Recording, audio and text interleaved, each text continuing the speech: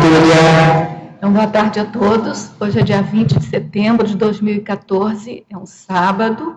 O verbete é de número 3151. Ele tem 9 páginas, 51 logias e 38 máximos. O tema, atitude profissional. Foi elaborado segundo a especialidade administraciologia. Quem redigiu o verbete é o neoverbetógrafo, quer dizer, pela primeira vez aqui na tertúlia, é o Adelino Denk. O Adelino Denk, ele é brasileiro, natural de São Bento do Sul, estado de Santa Catarina. Ele é professor da Universidade da região de Joinville, Univille. Ele é presidente da Fundação de Ensino, Tecnologia e Pesquisa, FETEP. Né? Ele é graduado em Administração de Empresas, especialista em Qualidade e Produtividade, Engenharia de Produção, mestre em Economia Industrial. Ele é tenepsista desde 31 de março de 2014. Ele também é autor dos livros Dinâmica Competitiva do Cluster Moveleiro de São Bento do Sul e Região e Panorama Socioeconômico de São Bento do Sul. O primeiro livro publicado no ano de 2002 e o Panorama Socioeconômico de São Bento do Sul foi publicado em 2014. Então, ele é neoverbetógrafo aqui, mas tem uma experiência muito grande no assunto. Né?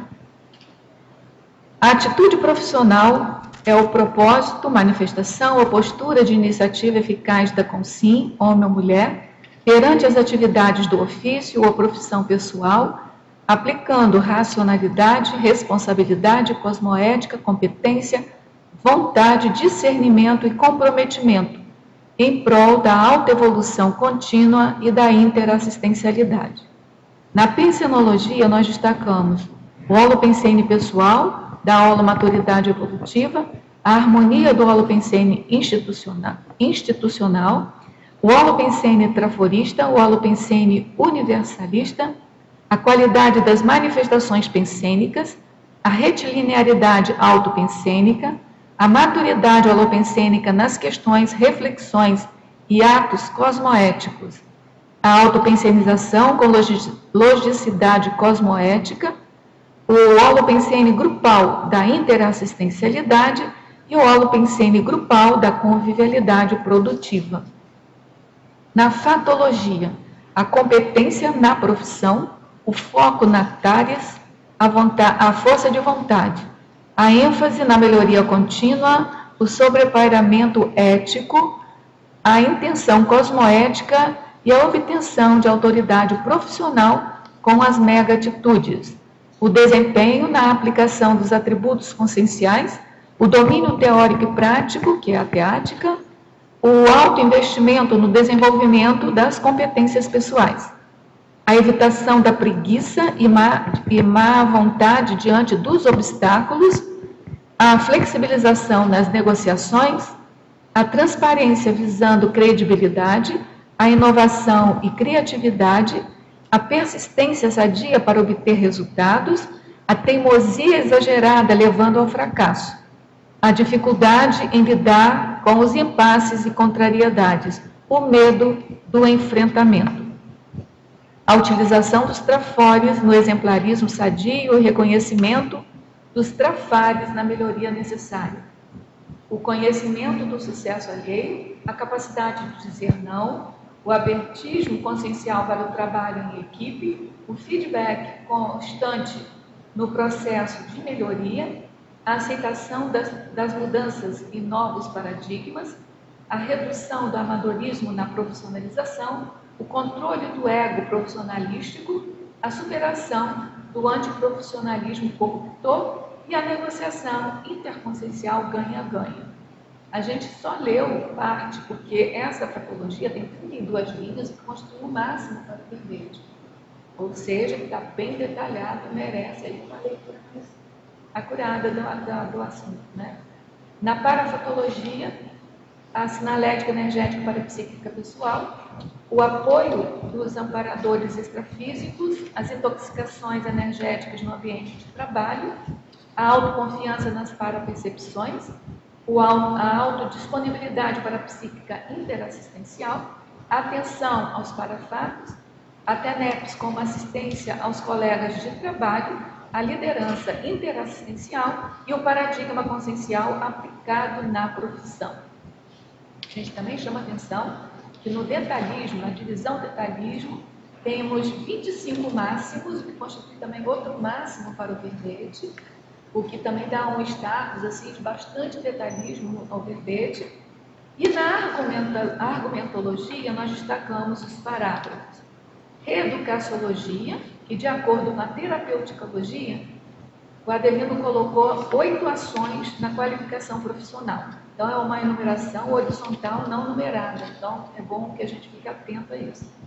Caracterologia, pela perspectiva da interassistenciologia, ele coloca 25 perfis profissionais facilitadores da interassistência quando atuantes de modo equilibrado e cosmoético. E também ele apresenta uma taxologia e, sob a ótica da etologia, ele apresenta 100 traços de comportamento da consciência no ambiente de trabalho, analisado sob a ótica homeostática. Uma listagem de 100, é importante também que a gente leia com cuidado. Na remissiologia, então, nós vamos destacar antibagulismo emocional, capacitação tarística, gestão participativa, teoria do megafoco profissional e teto da autocompetência. O aperfeiçoamento da atitude profissional cosmoética permite as recins e ressex promotoras da autoevolução contínua, maturidade intraconsciencial, discernimento e interassistencialidade. Você reflete sobre as atitudes profissionais pessoais, considerando a cosmoética para a ampliação das autorreciclagens? Qual o nível de exemplarismo demonstrado na vida laboral? Na bibliografia específica, o Berbertório contribui com 4 fontes de referência e na webgrafia com uma fonte. Vamos agora ler a mega-análise elaborada pela equipe de mega-análise Enciclosapiens, que é composta por Marilene Marim, Pilar Alegre, está aqui presente, e Socorro Frazão. Postura, maturidade, competência, excelência, ofício, proatividade, automotivação, responsabilidade, comprometimento, discernimento, planejamento, autoevolução, ressexologia, equilibriologia, cosmoeticologia, administraciologia, exemplarismologia, autodisciplinologia, autoorganizaciologia e interassistenciologia. Bom, antes da gente passar propriamente para a tertúlia, né, e as perguntas, a gente quer mais uma vez lembrar da promoção da compra antecipada do léxico de ortopensatas, que é a Mega Gescom do professor Valdo Vieira. Então, esse léxico de ortopensatas, ele foi escrito em 2 volumes, o preço dele é 340, mas pagando antecipado, ou seja, comprando antecipado, a gente ganha um desconto de 20%, e o custo, então, passa a ser R$ 272, além da gente participar, desde já, né, o Holopensene, que esse livro, que essa coleção, na verdade, né, são 2 livros, né, que essa obra, ela proporciona. Porque, na verdade, o que é um léxico de ortopensar? É que, através de pensatas, pensamentos, provérbios, né, o professor Valdo fez uma síntese não só da vida dele, de conscienciólogo, nessa vida interfísica, como de toda a ciência conscienciologia, todos os conceitos. Então, é bem importante essa obra para a gente que quer fazer um aprofundamento na ciência conscienciologia também. Bom, quem tiver interessado em participar, se já não participou, entrar em contato com a Editares. Os endereços são editares@editares.org O telefone 45, código de área 21021407, ou também pode entrar no site www.editares.org. Pode também entrar em contato com a Epígrafe 45, código de área 35250867. A Epígrafe também faz a venda pelo Shopcoms, que é o endereço www.shopcoms.com.br. E a Epígrafe alerta que o frete é pago pelo comprador. Mas eu não esqueço de dar a minha dica, que é não pague o frete, se organize, venha passar uma semana aqui com a gente, né, nesse balneário energético, e pega o livro pessoalmente, certo? Bom, de todo modo, se você não quiser ou não puder entrar em contato com a Editares, entrar em contato com a Epígrafe, você ainda tem a alternativa de entrar em contato com o Centro Educacional do IIPC mais próximo de você, porque também está sendo efetivado lá a venda dessa promoção. Bom, Adelino, antes da gente passar ainda para as perguntas, a gente vai fazer para você a pergunta clássica. Embora a gente tenha visto aqui o seu currículo, né? Mas a gente deve ter um outro motivo mais íntimo aí, que você não colocou no currículo aqui, que a gente quer saber.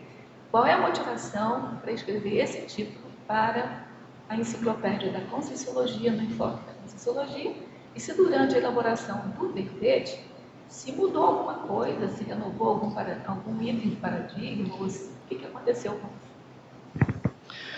Boa tarde a todos os teletortonianos. Essa missão de escrever o primeiro verbete foi muito desafiador e muito gratificante, e agradeço à equipe da Enciclosapiens pelo apoio para a qualificação desse primeiro verbete. A atitude profissional surgiu já na minha vida profissional como consultor empresarial, e na necessidade de orientação dos empresários, das pessoas que trabalham nas empresas, quanto à postura profissional que os mesmos devem ter no seu dia a dia, principalmente no ambiente de trabalho. Eu também faço uma palestra, já fazem alguns anos, exatamente nesse tema, atitudes profissionais para o sucesso, recomendando tanto para empresas, líderes, supervisores e também pessoas até de chão de fábrica, qual é a postura profissional, né, como deve ser o compromisso no dia a dia profissional, qual é a disciplina, qual é a qualidade, como pode o profissional se desenvolver melhor na sua atividade. E aí, quando surgiu a Conscienciologia, eu comecei a ligar os fatos, ligar as coisas, né? Por que não discutir um pouquinho o paradigma consciencial dentro do meu tema, atitude profissional, e trazer isso mais para o ambiente empresarial, principalmente na questão comportamental, que é um desafio. Para mim, é lógico que também é um desafio constante, né? Essa busca do equilíbrio, porque é uma tentativa constante todos os dias, né? Que nós não temos um total equilíbrio emocional e um total equilíbrio também na atividade profissional. Sempre temos reciclagens a serem feitas, melhorias a serem feitas, e também com isso eu me reciclei bastante, buscando mais equilíbrio e mais assistência ainda, que é onde eu estou me dedicando mais agora. Agora, Adelino, eu estou vendo aqui pela sua microbiografia que você não é voluntário da Conscienciologia, né? Você não é voluntário da Conscienciologia, ainda não. Mas desde quando você conhece a Conscienciologia? Desde 2013, julho de 2013, ECP3. Então é recente. Sim, bom. 1 ano e pouquinho. Tá bom. Mas quando cheguei, é como se uma grande porta se abrisse e tudo estaria fazendo uma lógica muito grande na minha cabeça, porque eu já buscava esse entendimento antes disso. Entendendo tudo, né? Bastante. Então tá bom. Vamos então às primeiras perguntas dos teletertulianos. Ao verbetógrafo, professor Adelino, Fatologia, página 27, final da 6ª linha. No nosso país dos jeitinhos e desacertos, quais dicas para a evitação da impontualidade? O jeitinho brasileiro é de sempre chegar atrasado, né? Eu tenho por hábito praticar a pontualidade o máximo que eu puder. Mas é muito comum em todas as reuniões, sejam elas de uma seriedade muito grande, reuniões no poder público, reuniões em universidades, reuniões nas empresas mesmo, as pessoas chegarem atrasadas, ou mesmo em compromissos sociais ou outros compromissos, né?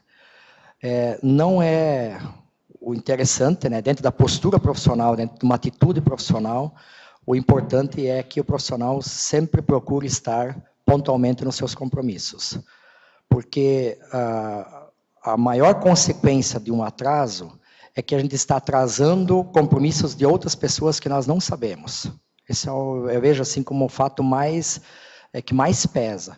As pessoas têm um horário e, às vezes, já marcam um novo horário para um novo compromisso na sequência. E, às vezes, a gente não sabe qual é a seriedade desse compromisso. E, atrasando aquele compromisso, é o efeito cascata. Às vezes, vai o dia todo atrasando todos os outros compromissos e comprometendo a qualidade do trabalho. Patologia, página 27, 7ª linha, de baixo para cima.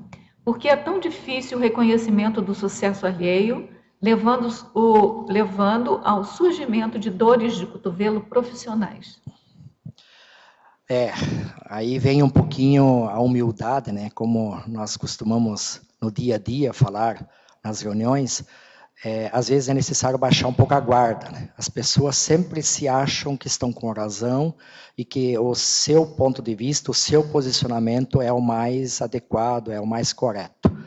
Mas, na verdade, o ponto de vista do outro, às vezes, está correto também, e principalmente quando ele tem êxito, tem sucesso nessa ação que ele está desencadeando.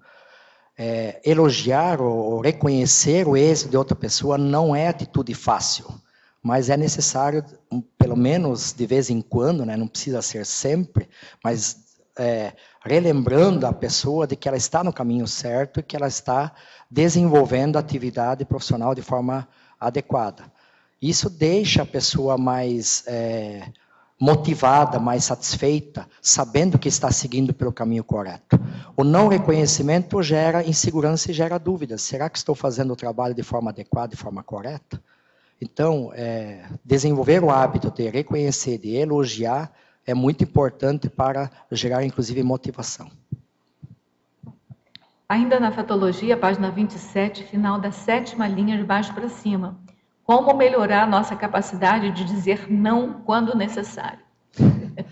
Esse é um outro desafio. Muitas vezes é necessário dizer não, porém as pessoas enrolam, as pessoas desviam, as pessoas acabam não se posicionando. Por medo, por insegurança, por constrangimento.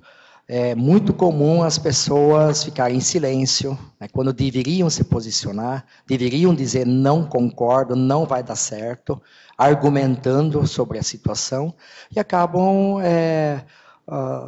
fazendo comentários evasivos, e isso atrapalha muito quanto às decisões que têm que ser tomadas e quanto àquilo que realmente está sendo pensado. Ainda mais na questão de não dar continuidade a essa questão, o principal efeito que eu vejo, a pessoa quer dizer não, mas fica no silêncio. Aí ela não diz nem sim, nem não, é o famoso ficar em cima do muro. E aí as outras pessoas também estão em dúvida.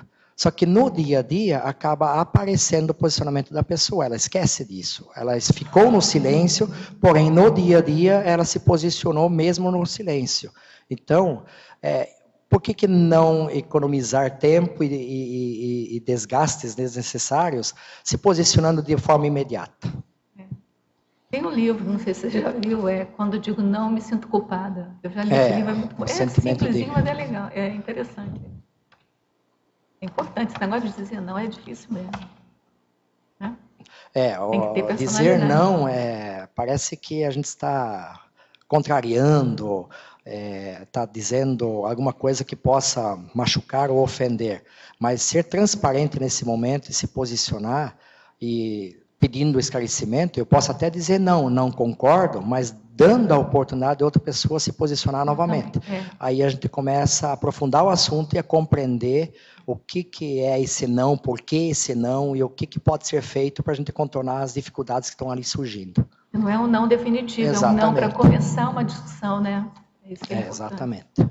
Em Sindromologia, página 29, segunda linha, é possível a extinção da síndrome da mentira? Quais são as características de quem apresenta essa síndrome? A síndrome da mentira as pessoas, quando até no seu gestual, né, olham muito para o chão ou desviam o olhar constantemente, significa que não estão querendo encarar a verdade dos fatos ou revelar aquilo que estão pensando ou que estão querendo manifestar naquele momento. Então, a questão da mentira é uma questão muito, muito presente ainda, porque as pessoas, no sentido de levar alguma vantagem, ou de achar que com isso vão ser cobrados, que é difícil admitir que se errou, né? Que se cometeu alguma falha. Então, a opção primeira ainda é desviar usando de mentiras. Às vezes até as pessoas dizem, principalmente no ambiente de trabalho, né? Tem que ser uma mentirinha para a gente dar uma amenizada, para não ficar tão chato para mim, né? Então, é uma postura que não é produtiva, não é evolutiva. É necessário reconhecer, é necessário falar a verdade. É lógico, falar a verdade nem sempre é tão fácil, né? Como a questão do dizer não, né? Mas é um treino, é uma tentativa. Pedir desculpas quando há um erro, né? Aquele desafio. Eu uso muito a frase assim: se eu estiver errado, me prove o contrário. Então, dar a abertura para que as pessoas possam contra-argumentar. Porque evitar de falar o que aconteceu só adia, só congestiona o processo para frente. Eu falo uma coisa séria. Então, tanto não quanto falar a verdade não pode ser uma coisa definitiva. A gente não pode pensar que isso seja um definitivo. Tem que pensar que é abertura para um diálogo, né? Exatamente. Sempre tem que ouvir as duas partes, os dois lados, né? Ao verbetógrafo, Fatologia, página 27, final da quinta linha. A redução da arrogância, por que redução e não eliminação da arrogância? Coloquei como redução porque, na minha perspectiva, eu acho que a arrogância todos nós temos um pouco, né? Em algum momento, em alguma situação, dependendo muito da situação, né? Então, a busca, pelo menos da minha parte, está sendo a eliminação, é um desafio máximo, né? Mas a redução, né, gradativa, aos poucos, de dar essa abertura, promover o diálogo, se posicionando, ouvindo o que a outra parte tem a dizer, é um momento de você estar reduzindo, às vezes, o teu posicionamento, a sua arrogância, no sentido de dizer, o meu pensamento está correto, a minha visão é que deve ser seguida, é isto e ponto. Eu acho que não é isto e ponto. Deve ter, de novo, né, uma margem para o ping-pong, né, o vai e volta. Em Fatologia, página 27, 16ª linha, poderia comentar sobre a solução dos problemas mais difíceis primeiro? Este é um grande desafio. A maioria das pessoas, né, que a gente tem constatado no ambiente profissional, procuram fazer as coisas mais fáceis primeiro. Então, começa de manhã fazendo as coisas mais fáceis, porque se sente mais confortável, porque é mais tranquilo, porque domina mais.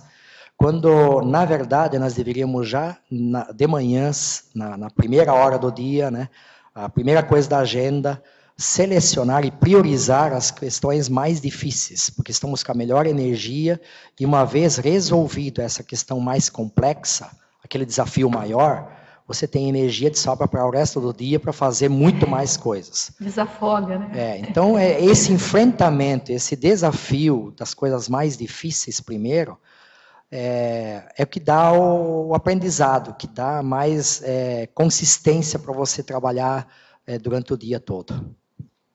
Continuando em Fatologia ainda, página 27, 19ª linha. Como superar a dificuldade em lidar com os impasses e contrariedades? Você vai ter que se virar. Os impasses e as contrariedades, isso acontece muito no dia a dia profissional, em função de que nem sempre todos têm a mesma posição, a mesma opinião sobre os assuntos.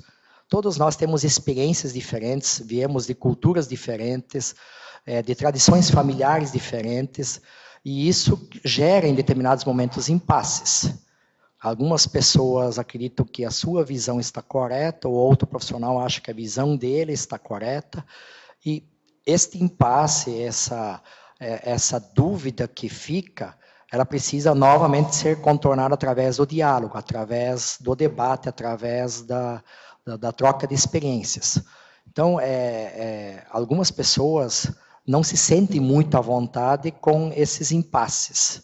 Ou eles silenciam, né, ficam mudos, para deixar para a discussão para um outro momento, que aí, novamente, nós não estamos profissionalmente resolvendo a questão, ou entra na contrariedade de fato, né? Começa a ser contra, às vezes sem saber exatamente por que é contra, se posiciona contra, e acaba criando uma contrariedade entre as partes. Então, aí, novamente, é o exercício do diálogo, né, do entendimento, da compreensão mais profunda daquele momento, às vezes até deixando isso para um segundo momento, para um aprofundamento, deixando um espaço, um tempo, para que as pessoas pensem sobre o porquê daquela contrariedade, o porquê daquele impasse. Qual é a razão? O que está por trás disso? Qual é a intenção que está levando a isso? Uma vez compreendido, daí é possível retornar ao diálogo e eu percebo assim no dia a dia profissional que num segundo momento fica mais tranquilo. Normalmente a contrariedade, o impasse, num primeiro momento, cria um certo choque entre as pessoas, uma certa distância. No segundo momento, as pessoas já processaram um pouco mais, já estão um pouquinho mais tranquilas, já escutam um pouco mais, e é possível a gente desenvolver e compreender o porquê daquela argumentação contrária. Você acha que isso é devido à falta do entendimento da gente estar sempre voltando para melhorar o nosso próprio interior, que a gente trabalha essa questão aqui na Conscienciologia? Não estou dizendo que aqui não tem esses problemas, não. Mas, assim, tem, mas você está sempre voltando para o autoconhecimento, para a autoevolução. Você acha que essa noção de autoconhecimento, autoevolução, noção de proex, noção de que não é mini peça, você acha que isso melhoraria? Todo mundo com certeza, aí é a questão do ego, do egão, né? A pessoa volta-se muito para si, às vezes uma visão até egoísta, né? E é necessário procurar se desprender desse egoísmo, desse ego. E quando a gente começa a focar que as outras pessoas estão em determinados momentos evolutivos, esse talvez foi um dos maiores ganhos da escrita desse verbete, para mim também, né? Que é necessário compreender o momento evolutivo, o momento de compreensão que a outra pessoa muitas vezes está. E aí você, fazendo um esclarecimento naquele momento, conversando um pouco mais numa segunda oportunidade, a pessoa começa a rever um pouco, com mais facilidade, a sua posição. Realmente eu estava enganado, não era bem assim, e a assistência começa a ficar mais fácil.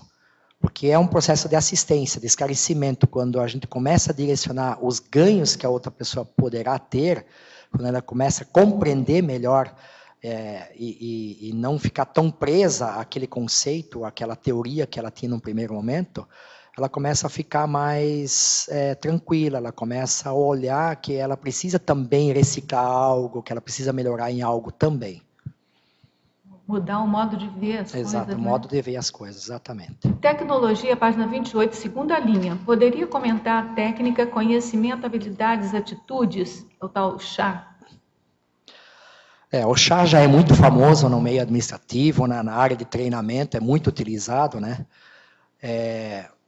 O conhecimento é a principal ferramenta, né? O principal tesouro que um ser humano pode ter, né? A acumulação de conhecimento faz a diferença. Conhecimento nós levamos a todo lugar onde é que nós formos. Patrimônio ou questões materiais nós podemos perder, mas conhecimento jamais perdemos. Eles estão conosco, nós andamos com o conhecimento que nós desenvolvemos. Habilidades é a experiência, é o traquejo, é o desenvolvimento prático, é o lidar no dia a dia com as coisas, né? Isso também vem com o tempo e vem através da acumulação tanto da teoria quanto da prática. E a atitude, na verdade, é a principal, né? Do chá, qual é a primeira ação? É a atitude. Então, se eu tiver atitude, eu desenvolvo conhecimento, desenvolvo experiência, desenvolvo habilidades. Então, a atitude, que é a tomar a iniciativa, que dar o primeiro passo, de enfrentar a situação, de querer realmente se desenvolver, de buscar novas informações, é o principal ponto para que um profissional se lapide, se transforme, consiga realmente não somente o conhecimento técnico, como também o conhecimento humano, né, de relacionamento, de comportamento. É um bom chá. Quanto melhor for esse chá, essa mistura desse chá, mais o desempenho profissional se amplia. Mas o que eu fiquei vendo é que o melhor desse chá aqui é que você perde esse corpo e tudo isso continua, né? Porque o conhecimento, exatamente, você continua, a habilidade você continua. O chá vai junto. O chá vai junto. Eu acho que é o melhor de tudo aí. Professor Adelino, Sinergismologia, página 27, penúltima linha. Poderia explicar o sinergismo saber fazer, querer fazer, e as implicações dele no processo de profissionalização do voluntariado conscienciológico? Muitas pessoas sabem, têm conhecimento, têm informação, leram livros, têm teoria, né? Mas a questão do querer fazer é o envolvimento, é colocar a mão na massa. Então, no voluntário que eu experimento na área empresarial, né, é necessário se expor. Não basta apenas saber e apenas querer, é necessário se envolver de fato, se comprometer com a situação e com as reações que podem vir. Principalmente quem trabalha mais em liderança está mais exposto. Então, ele deve se posicionar e, além de saber, né, que é muito importante para que o líder não se perca, ele precisa querer fazer, né, querer transformar, querer orientar. E isso tem implicações. Vem pedrada, vem contrariedades, vem opiniões divergentes, e aí vem o sobrepairamento, né? A capacidade de sobrepairar, de conseguir ouvir tudo isso, processar tudo isso e se posicionar de forma ponderada. Em Sindromologia, página 29, primeira linha, poderia explanar sobre a libertação da síndrome da onipotência e se ela tem alguma relação com a eliminação do mito do impossível citado em Mitologia, página 29, primeira linha? A onipotência, né, é a pessoa que se acha, né? Como alguns dizem, se acha o último gás da Coca-Cola. Então, a pessoa muito que quer estar acima dos demais. Então, é uma postura de onipotência. É impossível eliminar? Não, é impossível diminuir esse processo. Interagindo, baixando a guarda, sendo mais interativo. E a síndrome do impossível, porque algumas pessoas simplesmente... O mito do impossível, desculpa. O mito do impossível é porque simplesmente algumas pessoas admitem que, ou aceitam, ou consideram como fato que algumas coisas são impossíveis. Isso não dá. Então, é muito comum a expressão não dá no meio profissional, principalmente, no dia a dia do trabalho, né? Não dá, agora não dá, não é possível. Então, o não é muito frequente, né? No sentido de negativa mesmo, né? Porque não está... É um paradoxo, né? A gente acabou de dizer que é difícil dizer não, e você toda hora fala não dá. Não dá, então muitas pessoas, né, usam, né? Então, se policiar para que... as coisas não dá, não deve ser utilizado tanto, né? De que é possível melhorar, é possível dialogar, é possível reciclar, né? É nesse sentido. Agora, ela fez a pergunta e eu vou reforçar a pergunta dela. Você tem, de um lado, a relação, a síndrome da onipotência. O cara se acha, é o dono do cosmos, né? De outro lado, é o mito do impossível. Quer dizer, um acha que tudo é possível demais, o outro acha que tudo é impossível. O caminho do meio, como é que você encontra esse caminho do meio aí?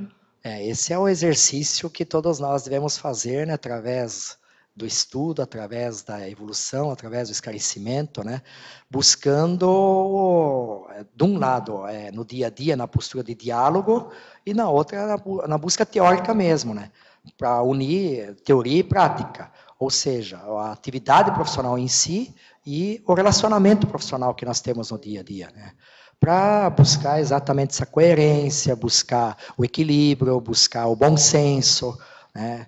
Isso é muito sutil, mas é necessário esse posicionamento, esse compromisso do profissional de aprender, de querer realmente sair do não dá e também não se posicionar do que eu sei tudo. Então, ter esse posicionamento de constante diálogo, de constante revisão de posições. Essas perguntas aqui vieram de Joinville para você também. Agora, essas aqui vêm da Alemanha para você. Professor Adelino, Pensenologia, página 26, terceira linha. Poderia exemplificar a maturidade holopensênica nas questões, reflexões e atos cosmoéticos? A maturidade é o caminho evolutivo, novamente, do profissional, né? A gente não consegue a maturidade de uma hora para outra. A maturidade, ela se desenvolve, imaginemos uma escada, ou uma ponte. Eu sempre costumo exemplificar, né, a escada como dando um passo de cada vez, um degrau de cada vez. Então, a gente vai reciclando questões, vai se reposicionando, quando a gente não foi tão cosmoético assim, para reavaliar essas questões. E à medida que a gente vai reavaliando as nossas atitudes, a gente vai amadurecendo, vai conquistando mais maturidade. Ou atravessando uma ponte, né, que é uma outra analogia bem interessante, mas uma ponte que você nunca termina de atravessar, você está sempre numa ponte, sempre galgando e querendo alcançar um ponto maior. Então, a maturidade é um ciclo contínuo, evolutivo, mas que exige reconhecimento das falhas que o profissional está cometendo, porque nós somos ainda infalíveis, não somos infalíveis, né? Nós temos falhas. A análise das falhas é que nos levam à maturidade. A melhorar sempre, né? Patologia, página 27, quarta linha. Poderia falar sobre a autolucidez nas decisões?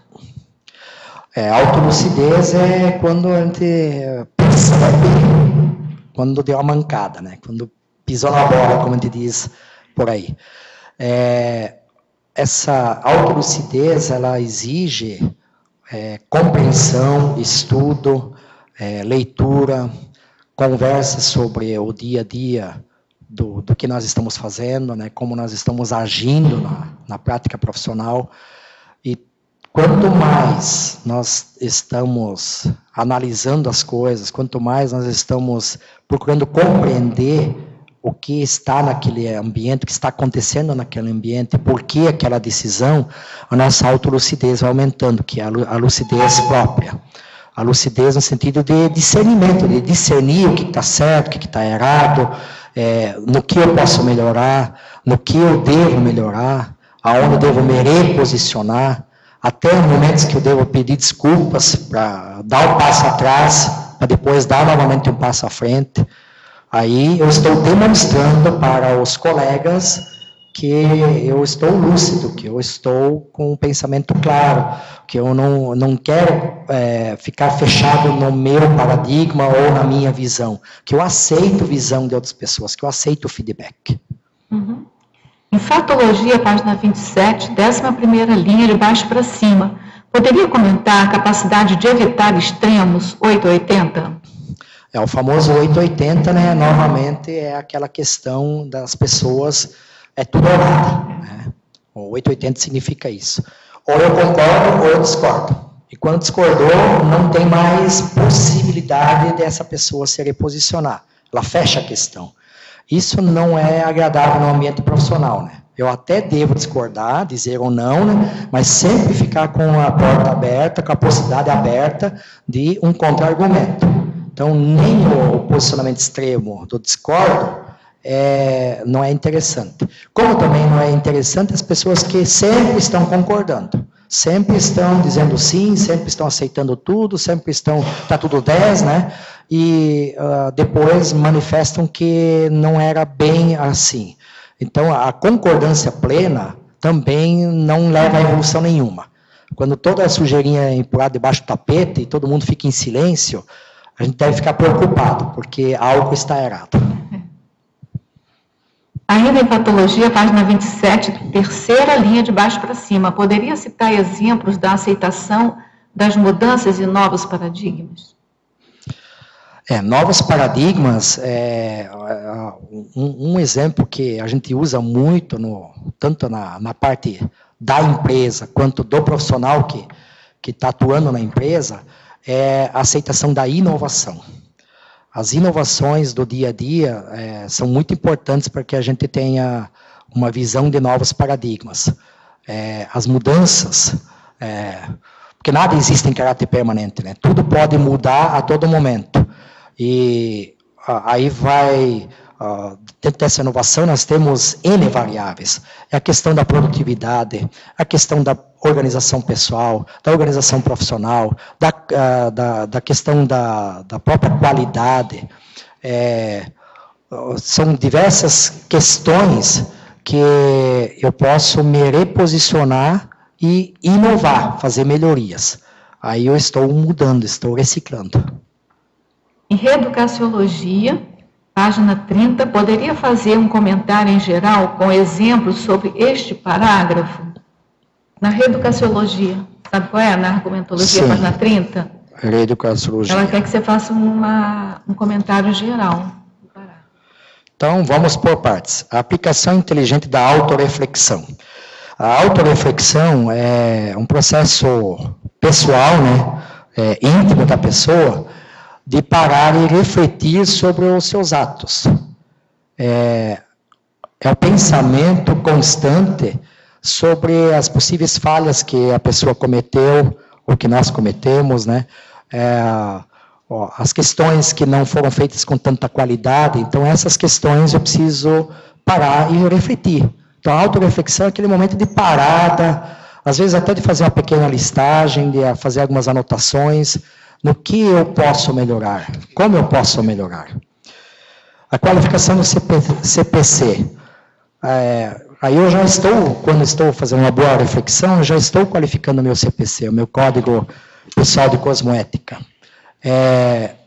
Cada vez que eu mudo uma postura, cada vez que eu adoto mais um compromisso com os meus colegas de trabalho, por exemplo, a pontualidade que nós estamos falando, ou a questão ligada à qualidade, ou uma questão ligada à organização, ou uma questão de conhecimentos mesmo, eu estou qualificando o meu código de cosmoética.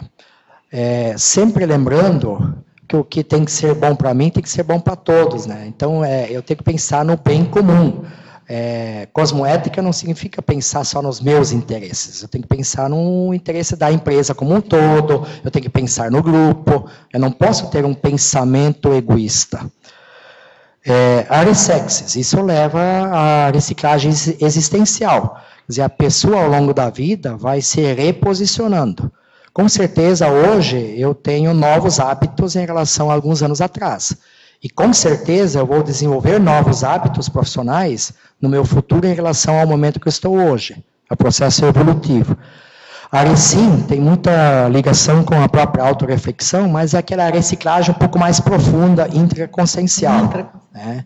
Um pouco mais da pessoa olhar realmente para si, para dentro, e compreender aquilo que precisa ser modificado. Muitas vezes os nossos colegas de trabalho sinalizam para isso. O temperamento, as reações, a forma de decidir, a forma de se comunicar, né? As pistas estão sendo dadas. Quem está ligado ao ambiente percebe quais são as reciclagens que deveriam ser feitas, com base naquilo que as outras pessoas acabam sinalizando para a gente. A questão do inventário profissional, aí é uma autopesquisa mesmo, né? De verificar o que o profissional produziu nos últimos anos, o que ele está fazendo, o que ele já fez, fazer um levantamento, né, um verdadeiro balanço sobre o que ele está realizando. E aí também ele tem uma possibilidade de identificar diversas melhorias que ele poderá fazer, né? Isso aqui eu já deveria ter feito, isso aqui está atrasado, ou isso aqui eu poderia fazer de melhor forma. A autoconscientização, né, que é a conscienciometrologia, aí é um pouquinho mais no sentido de medição, né, de a pessoa se avaliar e ter algumas métricas, no sentido de autoconhecimento, de saber o que ela está fazendo e o quanto que ela já fez e o quanto ela ainda deve fazer. O feedback, a heteroajuda, esse é um dos maiores desafios que eu vejo na vida profissional, né, a questão do feedback.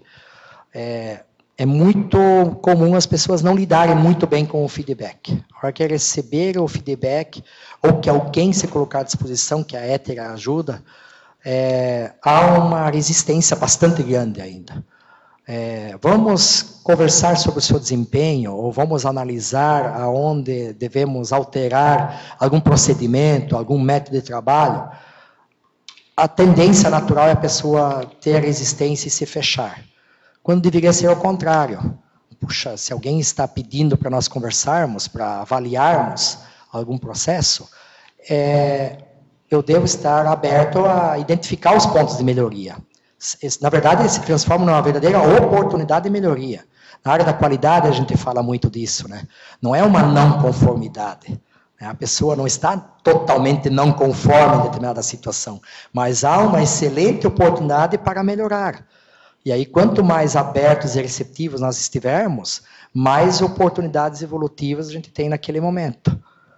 Esse é um desafio assim muito grande para todos nós. De novo, aqui não pode ficar no 880, né? Porque exatamente. Quando a pessoa vai dizer, tem um feedback para te dar para melhorar, ela vai achar que está no 0, então, né?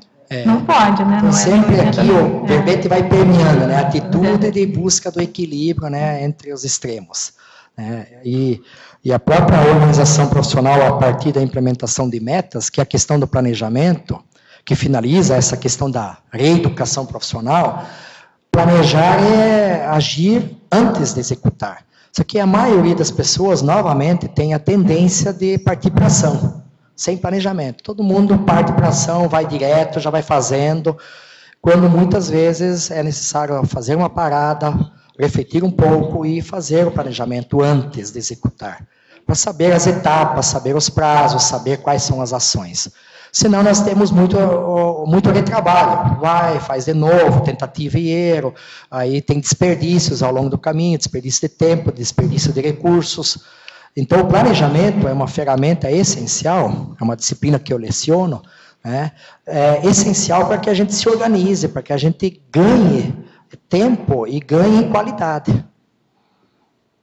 Professor Adelino Denk, essa questão aí do feedback, né, realmente até fiz um verbete sobre isso, autocriticofilia, que não é só o problema, às vezes, de receber, o problema é que, às vezes, as pessoas também não sabem fazer a crítica, mas, mesmo assim, você tem que pegar e ouvir a crítica, não é isso? O desafio é ouvir. Quando a gente vai para um procedimento de feedback, eu tenho como hábito, por exemplo, como professor, para fazer isso, é um momento crítico de exposição. Quando eu peço para que 20 ou 30 alunos falem a respeito do desempenho ou da metodologia da disciplina, a gente tem que estar preparado para ouvir coisas boas e coisas não tão boas. E essas coisas não tão boas, eu estou fazendo um esforço, um exercício para ouvir e não responder no ato. Termino o feedback, eu já vou reciclando, processando e tentando compreender qual é a mensagem, qual é o conteúdo daquele feedback que a pessoa está sinalizando. E o posicionamento depois deve ser de aceitação. Tudo bem, eu aceito, eu concordo, mas eu tenho algo a acrescentar. Concordo, não é bem assim por causa desse ponto. Então, eu devo aproveitar aquele momento para esclarecer aquilo que eu entendo que é o mais cosmoético, é o mais correto, que às vezes é necessário um esclarecimento. Então, aí vem o o bate-bola, o ping-pong, o vai e volta. E deve ser dado novamente, isso de novo é um exercício muito delicado, muito crítico, a oportunidade de a pessoa se posicionar novamente em cima daquele teu posicionamento. Lógico que nós não vamos ficar num bate e volta o tempo todo, quando você está numa reunião, ou quando você está num grupo, ou quando você está com alunos, ou está num ambiente de trabalho. Mas, às vezes, a gente pode interromper da seguinte forma: não está totalmente claro para nós aonde nós devemos melhorar, deveremos estudar as partes, o que poderá ser feito, e num segundo momento, numa outra oportunidade, vamos nos aprofundar sobre o assunto. Isso funciona. Conforme o Cláudio comentou, às vezes a pessoa não tem muita... assim, não consegue colocar de um modo mais assim, assertivo ou assistencial, ou fazer uma crítica construtiva. A pessoa acaba entrando com um processo emocional e assim atua mais como um assediador, porque a pessoa acaba se ofendendo, né?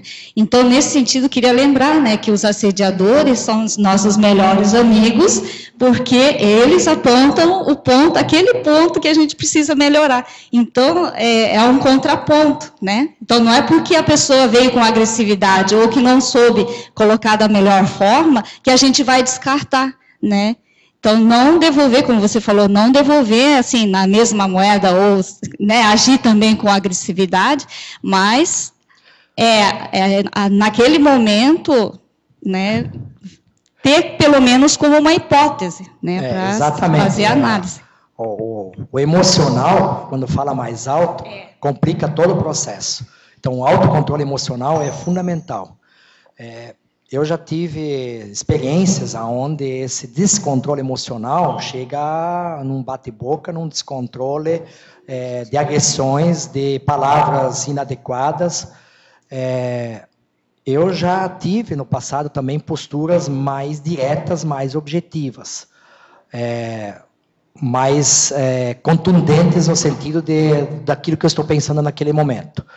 Hoje, eu já consigo cada vez mais desenvolver esse posicionamento, sim, vamos avaliar e num segundo momento reagir, mesmo que no momento dá aquele friozinho, dá aquela mexida no emocional, mas tem que segurar, respirar, contar até 10, né, que é o segredinho, né, conta até 10, deixa passar e depois você com mais lucidez, com mais tranquilidade, consegue se posicionar.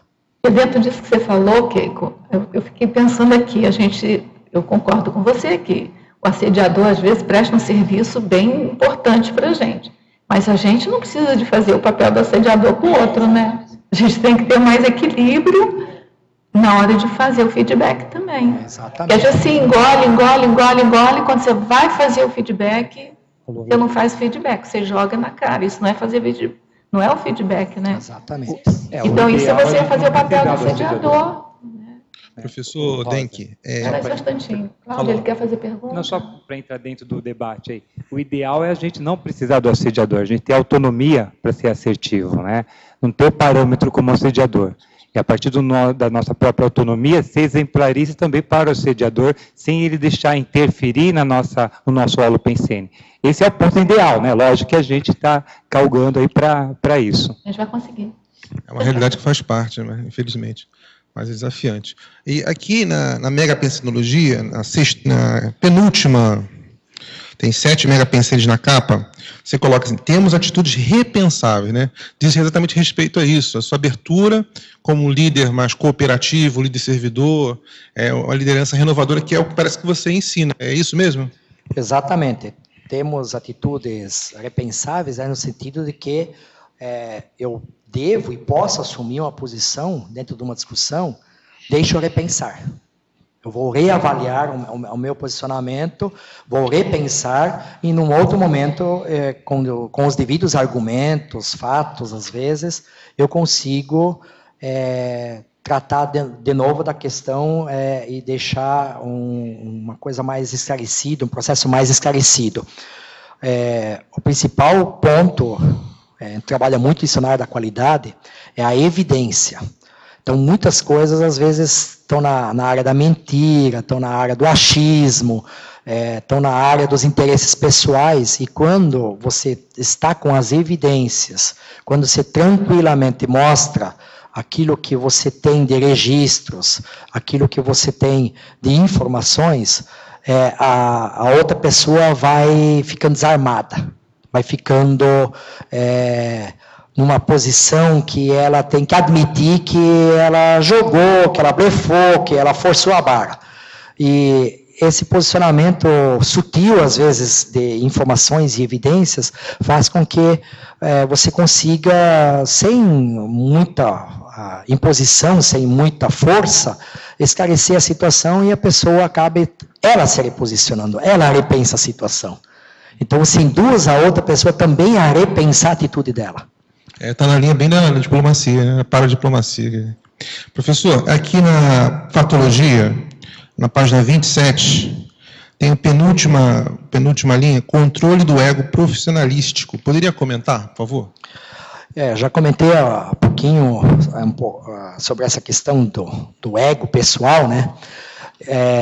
Mas o ego profissional também, ele é muito evidente em algumas organizações mais, que até estimulam isso, né?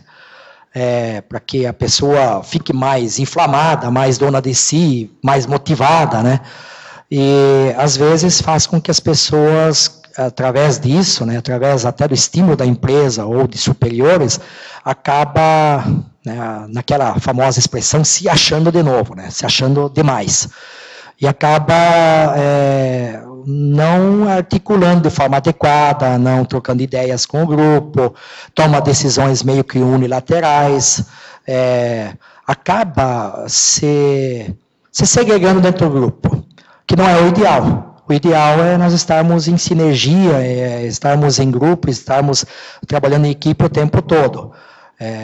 Este é o ideal. Quando isso não é possível, né, aquela pessoa que está com o ego acima, né, que está com a coisa muito exaltada em alguns momentos, ela precisa reciclar, precisa reavaliar, precisa se reposicionar para que esse ego profissional não incomode. Eu já vi em reuniões empresariais, principalmente, pessoas que tomam conta da reunião. O ego profissional vai lá em cima e algumas colocações se inflamam e a pessoa não desiste mais, ela não deixa mais ninguém falar. E aí isso não é produtivo, não é interessante. Então tem que ter a capacidade de recuar nesse momento, de abrir espaço para que todos possam se manifestar. Posso perguntar? Obrigado, Rosa. Professor Adelino, parabéns pelo tema. Eu cheguei um pouquinho atrasado, estava em outro compromisso aqui dentro da instituição. Em relação a complementar o que o senhor explicou agora, em relação também à competitividade, né? Então, unindo o ego e a competitividade que tem dentro das empresas, e isso exacerba mais ainda o egocentrismo. Agora, aqui na página 28, em Códigologia, o senhor poderia explanar mais sobre as questões, a questão dos códigos de ética profissional? Como você enxerga aí os códigos de ética dentro das empresas e como os colaboradores, eles entendem, interagem bem com esse código e um cotejo também com a missão, valores, visão? O senhor poderia explorar um pouquinho mais essa minha dúvida? Sim. A questão, antes de entrarmos mais especificamente, o código de ética nas organizações vem sendo muito desenvolvido através do planejamento estratégico, onde é que a empresa estabelece a sua visão, a sua missão, os valores, e muitas empresas já estão desenvolvendo seu código de ética. Porém, algumas empresas desenvolvem, só que ele fica um pouco engavetado. A questão daquilo que está escrito, exercer de fato, praticar de fato. E aí nós entramos já no primeiro código, que é o código de exemplarismo pessoal. Quer dizer, o esforço de cada profissional para que ele consiga fazer a prática de acordo com aquilo que ele prega teoricamente. Quer dizer, ter consonância, ter sintonia nisso. O exemplarismo é o maior ponto de evolução, de orientação, de qualidade dentro de uma organização. Porque é através do exemplo que as pessoas seguiam, principalmente dos líderes. Então, o exemplo tem que ser cosmoético, tem que ter coerência, tem que ter ética, tem que ter postura adequada. Não adianta dizer, façam daquela forma e a pessoa faz de outra forma. Então, se ela não quer que a equipe faça determinada coisa, ela deve se esforçar ao máximo através do exemplo para não praticar aquela atitude que a equipe não deve praticar, não deve desenvolver. Então, o exemplarismo é essencial na vida profissional e também na vida pessoal. O Código Pessoal de Cosmoética, né, já detalhamos antes, são as posturas, não só olhando aquelas pessoas, né? Eu sempre acabo dando o seguinte exemplo nas empresas. O que nós fazemos, muitas vezes, numa sala, quando ninguém está olhando, quando ninguém está presente? Então, se fica algum documento, se fica alguma informação, né, e a pessoa diz assim, mas ninguém está vendo, eu posso pegar essa informação, eu posso pegar esse dinheiro, eu posso pegar... Então, porque ninguém está vendo, eu posso agir de uma outra forma. Então, isso não é ser ético e muito menos cosmoético, né? Então, o exemplarismo e a atitude cosmoética tem que ser independente do local, se eu estou sozinho, acompanhado, com o chefe, sem o chefe, com o dono, sem o dono, só porque eu estou com meu amigo, eu posso agir diferente do que eu estou com meu chefe. Eu acho que daí não é cosmoético. Então pode-se observar nesse sentido, nessa situação, de quanta ignorância existe, quanto a verdadeira ética, né? Quanto a verdadeira ética, o desenvolvimento pessoal da honestidade, da dignidade, como está muito subversivo esses valores hoje em dia, né? Exato. A questão da honestidade, da coerência, ela é fundamental para que a gente mostre o outro ponto aqui, o Código Pessoal vigente. A pessoa está demonstrando o tempo todo a forma como ela está conduzindo o seu código, como ela é. Ela não precisa dizer, as pessoas olham e percebem a responsabilidade que ela tem. Aí entram diversos fatores, como estão descritos em todo o verbete, né? Principalmente dos 100 traços lá, né? Então, eu tenho responsabilidade, eu tenho cosmoeticidade, eu tenho uma série de valores que eu demonstro no dia a dia, e as pessoas percebem isso.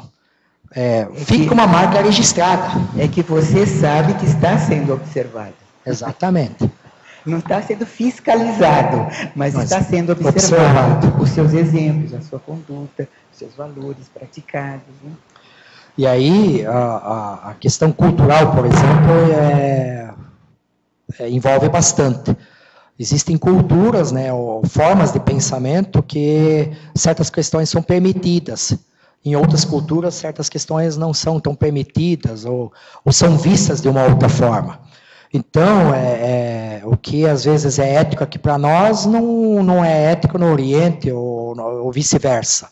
Então, as culturas, o jeito de determinadas regiões de aplicarem as questões do dia a dia profissional são diferentes. Mas, de novo, nós precisamos, através do exemplo, desenvolver a autorresponsabilidade para ter uma automanifestação profissional sadia, coerente, aquela questão da identidade profissional. A gente olha para determinados profissionais e já identifica do jeito que ele trabalha, do jeito que ele se comporta, do jeito que ele conduz as coisas nas reuniões, nos diálogos, e a gente vai identificando aquela marca que a pessoa já possui. Ali é a seriedade, ali é a pontualidade, ali é o compromisso, né? E quando o profissional conquista isso, a responsabilidade aumenta muito, porque cada vez mais ele vai sendo referência para os demais no grupo. Posso passar para ele? Vou fazer mais uma pergunta em cima dessa questão. A minha dúvida é, através das suas experiências, se os códigos profissionais de ética, ele tem funcionalidade dentro das empresas. Se o senhor já percebeu, se os colaboradores realmente entendem como funciona o código de ética. Tem empresas que fazem o treinamento, a integração dos profissionais. Existem treinamentos específicos, não é comum, são poucas empresas que valorizam isso da forma como deveria ser valorizado. Okay. Deveria ser, logicamente, eu acho que a sua pergunta é nesse sentido, deveria ter muito mais valorização do código de ética nas empresas. Mas algumas empresas, com base em código de ética, fazem orientação. Quando há desvios de conduta, feito uma conversa com base no código de ética, o que foi desrespeitado, o que deve ser observado para que não se continue praticando aquele desvio. Deveria ser mais. Eu entendo que nós deveríamos ter muito mais investimento no desenvolvimento de código de ética para todas as empresas e principalmente nessa educação profissional para o respeito ao código de ética dentro das empresas. Pois bem, voltando aqui naquela questão de quando você comete um erro e inventa a mentirinha para acobertar o próprio erro, qual seria, então, no caso, assim, que você acha a diferença entre a mentirinha, que é anticosmoética, e a omissão cosmoética? Você poderia dar uma aprofundada nesse assunto? A omissão cosmoética é quando eu percebo que não é o momento de falar. A pessoa não está, por alguma razão, preparada e não pode receber naquele momento toda a informação. Então, eu não estou mentindo. Aí eu devo dizer claramente, não é o momento de nós falarmos sobre isso ou de resolvermos essa questão. A gente chama isso de omissão superavitária, né? Exatamente. Aí deixa isso para um segundo momento, uma outra oportunidade, dizendo bem claro para a pessoa que você não está se omitindo, você está querendo avaliar ou reavaliar melhor a situação para que, num outro momento, você, de forma mais adequada, consiga se aprofundar no assunto sem criar um constrangimento ou um conflito ou algum problema um pouco maior. Principalmente quando... eu, como consultor, percebo muito isso quando há um processo emocional já fortemente envolvido. A pessoa já está quase chorando, já está no desespero, não é o momento, às vezes, de jogar mais uma informação ou de trazer mais uma verdade para a pessoa que ela já deveria encarar. Preciso recuar e deixar para um outro momento para tratar do assunto. Alô? Um instantinho. Oi? Aqui na página 28, na efeitologia, o efeito das opiniões pessoais nas decisões profissionais. Aí, no caso, como o professor logo no começo citou a inabilidade da pessoa dizer não. Aí, no caso, ela tem aquele chefe ditador que não aceita muito o feedback dos funcionários e tal. Aí, ele tem uma opinião formada e ele sabe que se ele der aquela opinião dele, vai ser produtivo para a firma, vai ser produtivo para a atuação. Só que aí ele não fala pelo receio do chefe, que é um ditador. Aí não entra naquela paradoxologia da consciência inteligente, mas autocorrupta? A questão dos efeitos das opiniões pessoais tem que cuidar muito para que não haja corrupção nesse processo. Tanto a pessoa consigo mesma, quanto com os próprios colegas. Esse medo que existe dentro das organizações, ele é realmente muito grande. E atrapalha bastante o desenvolvimento da atitude profissional.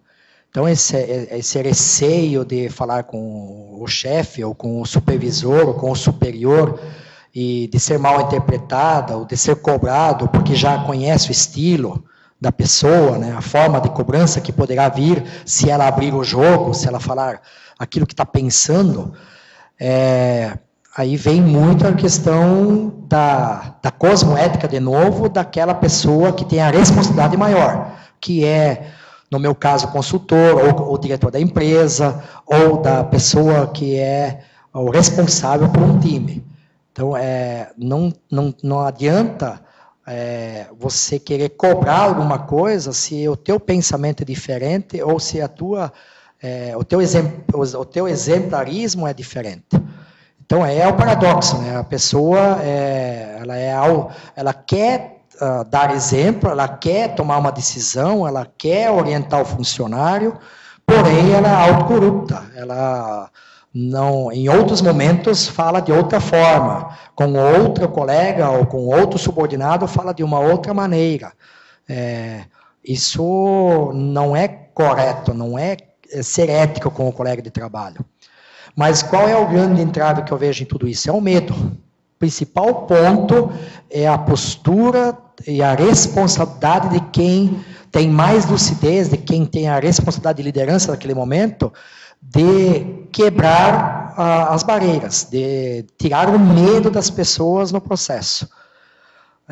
As mudanças não acontecem muitas vezes nas empresas, as reciclagens não acontecem em função do medo, e isso está muito ligado com a maneira como a pessoa se posiciona, principalmente quem está na responsabilidade da liderança. Avelino, alô? Oi. Está me escutando? Está baixinho. Na voluntariologia, você tem uma parte que fala o voluntário conscienciológico certo, no lugar certo, na hora certa e junto às pessoas certas. Eu queria ouvir sua opinião, porque existem muitas situações onde não tem a quantidade de pessoas suficientes naquele setor. Então, como é que você vê essa necessidade de adequar a pessoa certa naquela atividade, com os talentos, e às vezes a escassez de voluntários que, tem que ser você mesmo. Então, como é que você faz esse contraponto aí?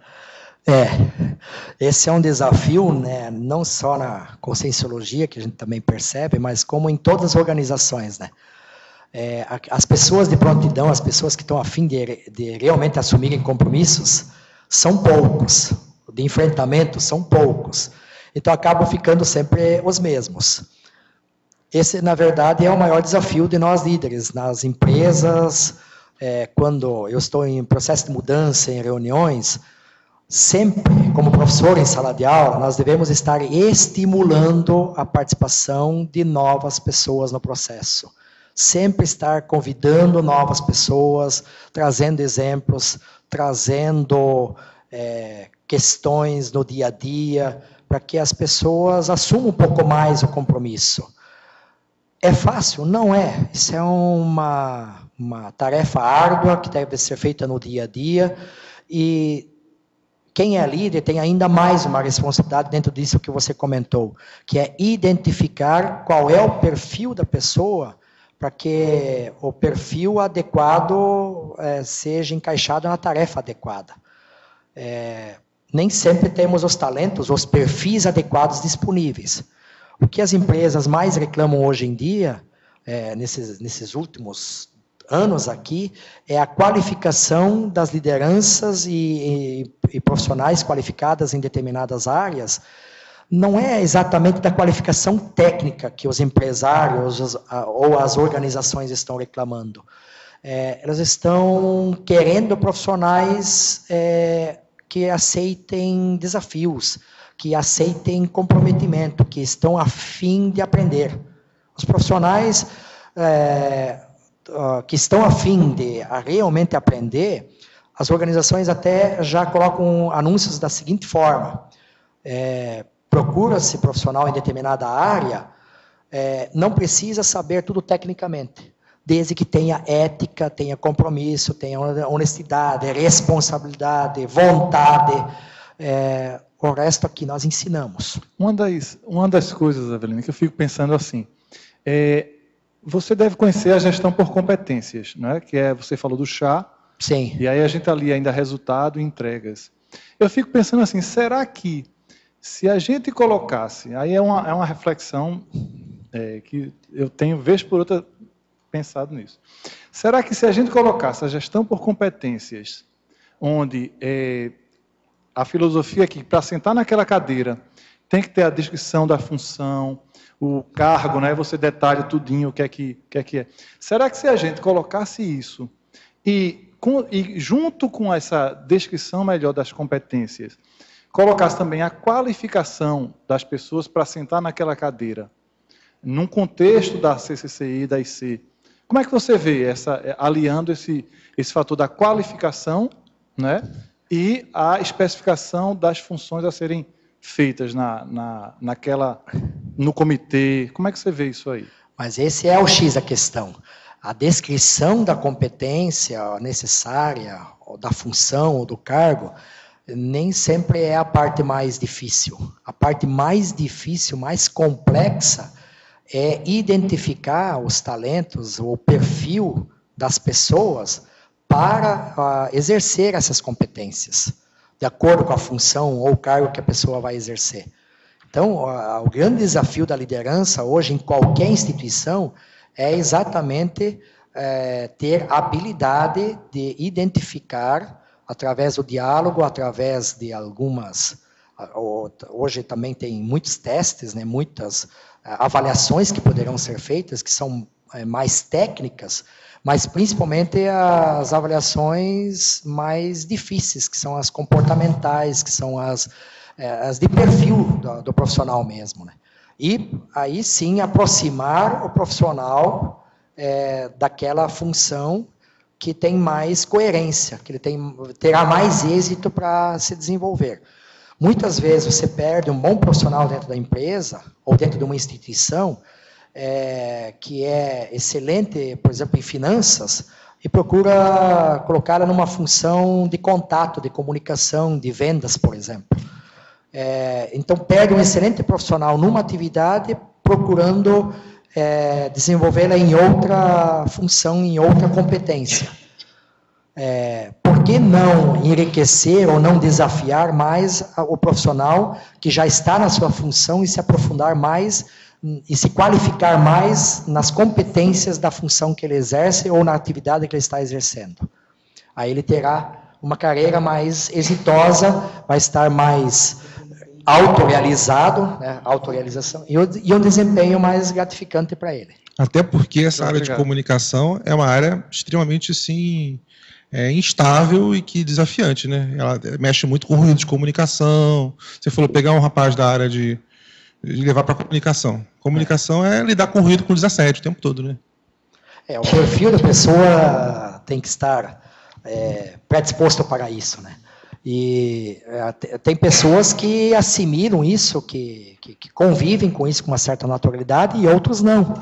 A gente tem que respeitar o sistema, o nível que cada pessoa está, e o sistema que cada um está no seu desenvolvimento profissional.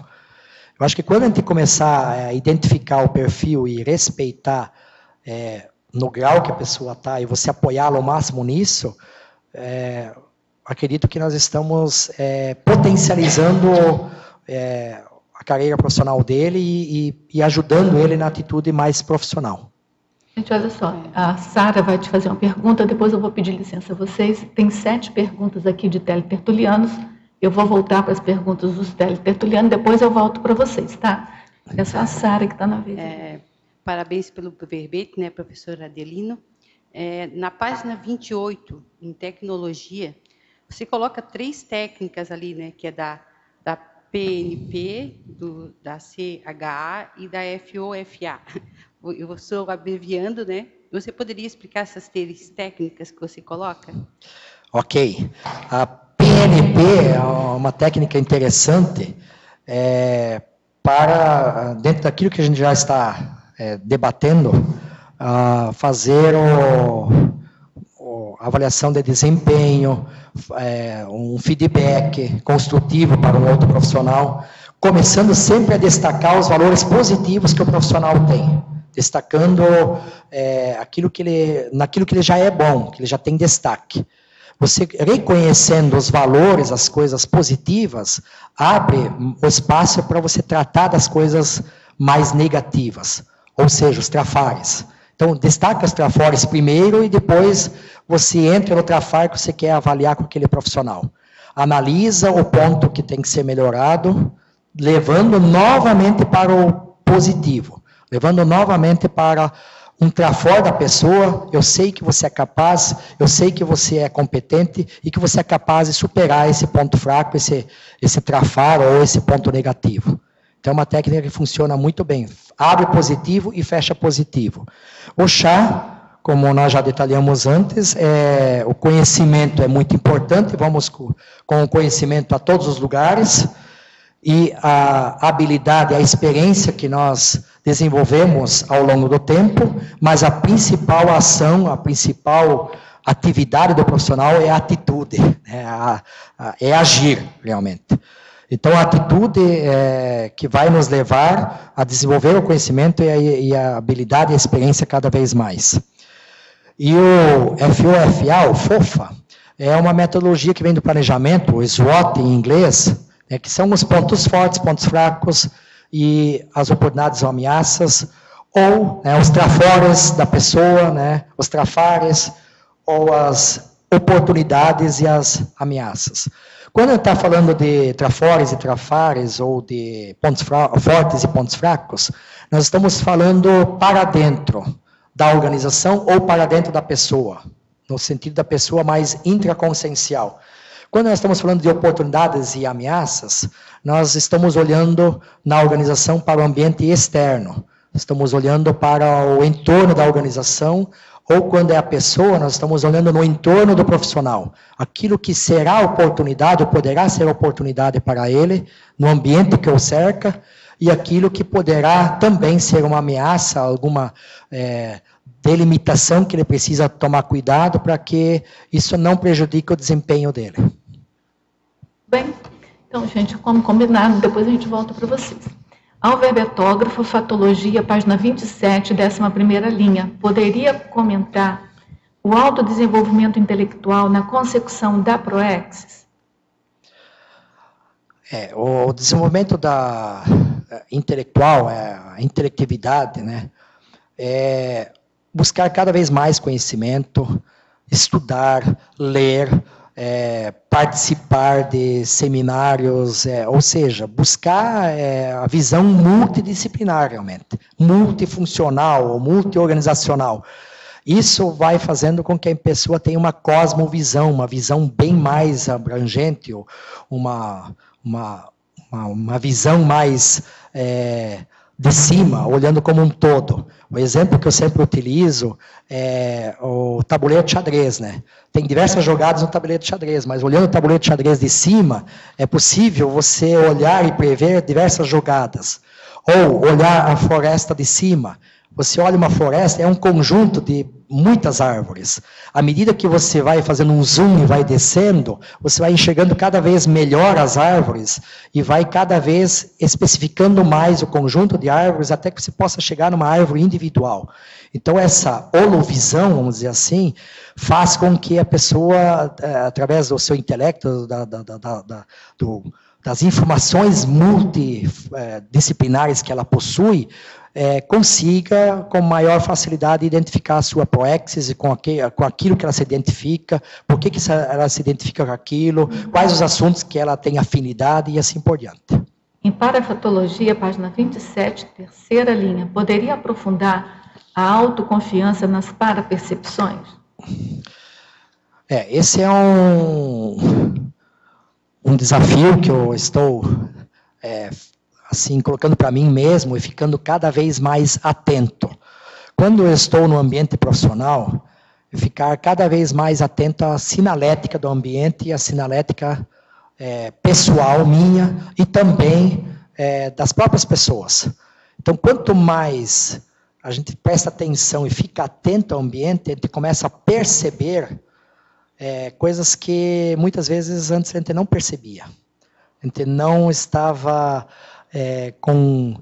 ligado em determinados detalhes, que fazem com que você segure uma fala, se posicione na hora mais adequada, você consiga realmente fazer um dosamento, vamos dizer assim, da tua manifestação. Você vai dosando a tua manifestação porque você está muito atento ao que está acontecendo no ambiente. E principalmente quando são as parapercepções mais energéticas, aí, então os sinais são mais importantes ainda, embora sejam bem mais sutis, porque são sinais que normalmente se antecipam ao que vai acontecer. Os sinais mais sutis aí. Professora Adelino, Pensenologia, página 26, primeira linha. Como manter a harmonia do holopensene institucional quando há uma hierarquia empresarial forte e determinante? Vem lá de Joinville para você. Nós ainda vivemos muito no mundo da hierarquia, né? Até ontem na mini tertúlia foi falado disso. As hierarquias que existem nas empresas, que existem nos governos, nas instituições, né? E a hierarquia, em determinado momento, ela é fundamental para a ordem, para saber quem é quem, para estabelecer relações adequadas, mas o desafio mesmo, a evolução do processo, tanto na atitude profissional como das organizações, nós desenvolvermos uma coisa mais sistêmica. Tanto é que nas organizações hoje procura-se falar cada vez mais da visão sistêmica, da visão integradora, da visão mais abrangente, né, estabelecendo prioridades. E até essa questão organizacional, do organograma, deve ser quebrada um pouco mais. Dentro de uma visão sistêmica, a hierarquia é de quem detém o conhecimento. Vai para o centro da reunião, ou vai para a condução do assunto, a pessoa que detém o melhor nível de informações e o maior conhecimento para o desenvolvimento do assunto. Isso não necessariamente mais está ligado com a hierarquia, porque a hierarquia de conhecimento não tem nada a ver com a hierarquia de funções. E é isso que tem muita confusão ainda nas organizações. O ideal é a hierarquia de conhecimentos, e não de funções, de cargos. Mas isso é um desafio, né? Isso ainda vai levar um certo tempo para a gente superar essa questão aí. Professor Adelino, Factologia, página 27, terceira linha, poderia explicar a sua experiência na obtenção de autoridade profissional com as mega-atitudes? A autoridade profissional se conquista através das posturas demonstradas no dia a dia e ao longo da trajetória, ao longo da história. Quando nós temos uma autoridade maior, ou conquistamos uma autoridade maior, por exemplo, um professor na sala de aula, um líder de uma reunião, um diretor de uma empresa, mesmo um pai de família, né? Ele conquista a autoridade através do exemplo dele, através da fala dele, através da comunicação, né? De todos os atos que ele demonstra. Isso, ao longo do tempo, vai fazendo com que as pessoas reconheçam determinada linha de comportamento e postura do profissional. E aí, sim, abre o caminho para mega-atitudes, atitudes mais abrangentes. Mega significa de ser super eficaz, de assistencialidade já na plenitude, naquele momento. É realmente um passo muito grande, não é em todos os momentos que a gente consegue, mas já me aconteceram, agora nos últimos meses, com a produção desse verbete, que eu tive lucidez em algumas reuniões empresariais de difícil trato entre as pessoas, de conflitos, principalmente em empresas familiares, que vem aquele momento de lucidez assim e você se manifesta naquele momento, dando um depoimento, um testemunho de uma forma bem diferenciada que faz com que as coisas se silenciem, as pessoas te ouvem e reconhecem a sua autoridade naquela manifestação, naquele assunto, o domínio naquele assunto, e reconhecem que precisa ser feito algo de outra forma. Então, eu considero isso uma mega atitude, porque você percebeu o que tem que ser feito, a assistência que tem que ser feita naquele momento. Em Fatologia, página 27, quarta linha de baixo para cima, poderia discorrer sobre o equilíbrio entre cobrança e recebimento? Como funciona nas atitudes profissionais diárias? Cobrança e reconhecimento. Reconhecimento, cobrança e reconhecimento. Esse é um equilíbrio também complicado, difícil. É necessário cobrar, mas aí, se nós fizermos a cobrança com ética, com intenção, eu acredito que aqui o principal ponto é a intencionalidade. Eu reconheço que, às vezes, até eu já cobrei algumas pessoas e deixei elas magoadas, em função de uma cobrança mais objetiva.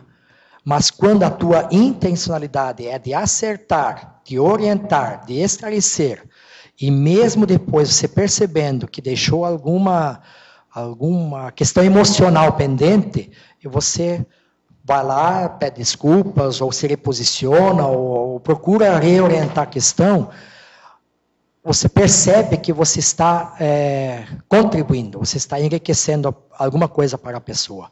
A intencionalidade é o que mais vale nesse momento. E aí também, em outro momento, e já aconteceu isso diversas vezes, vem o reconhecimento. Lembra aquela vez lá que você pegou no meu pé, que você falou tal questão? Eu reconheço que realmente isso foi importante, eu mudei, agora estou fazendo isso, estou fazendo aquilo. Então, vem o reconhecimento da pessoa. Como também nós devemos ter a postura, que nem sempre temos, de reconhecer nos outros quando eles mudaram, quando eles melhoraram, quando eles reciclaram algo. Passou alguns meses e a pessoa, você percebe que ela está diferente, ela está melhor. Então, lembre disso, dá um toque. Puxa, você está melhor naquele ponto lá, que legal, né? Então, a pessoa se sente bem mais confortada. Ela não ficará mais tão incomodada com a cobrança. Adelino, só essa questão aí da cobrança, né? Porque às vezes é necessário, né? Até para desassediar o processo da pessoa, você fazer essa cobrança. Atares. Atares, né? Às vezes ela sai meio incisiva, né? Mas de qualquer forma a cobrança incomoda a pessoa. Então o processo emocional vai pegar. E na hora que você pedir desculpa, parece que enfraquece a tua autoridade, que é necessária naquele momento, até para desassediar o processo da pessoa. Naquele momento nem é interessante. Né? Não é? Sempre conversa, esclarece, mas acho que não pedir desculpas, né? Porque não. Posteriormente.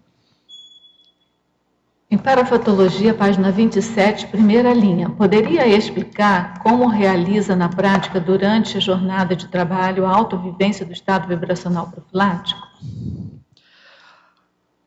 Esse é um desafio ainda para conquistar isso na plenitude, né?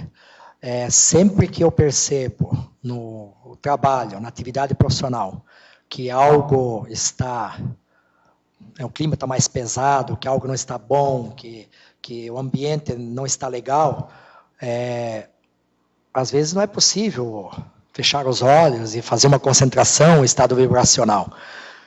Mas, sempre que possível, fazer uma movimentação básica das energias naquele instante, mesmo de olhos abertos, mesmo prestando atenção nas pessoas que estão à sua volta, tem funcionado e tem trazido um resultado muito bom.